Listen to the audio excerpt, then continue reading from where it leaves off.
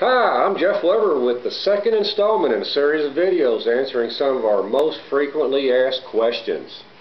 We're often asked, what are these new fiberglass windows we keep hearing about? Well, fiberglass is nothing new.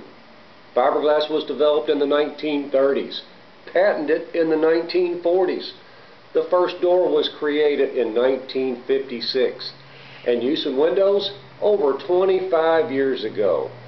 We began offering fiberglass windows a decade ago. Industry professionals have determined fiberglass to be the best material for windows. The strength of aluminum, but with the energy efficiency because they're non-conductive. The look of a traditional wood window without the maintenance. They can be painted or stained.